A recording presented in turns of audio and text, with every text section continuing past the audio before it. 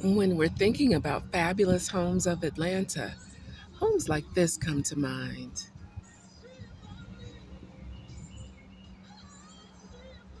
Lots of foliage, circular driveway, it's gated, and there's also a moat there. You can't really see it, but it's there. And then you drive up a little bit further because this is the Atlanta market, and you find a home that you can't even see back there. And behind that, here's another beauty. This is how we do it in Atlanta. It's a 3-car garage and a 3-car garage there.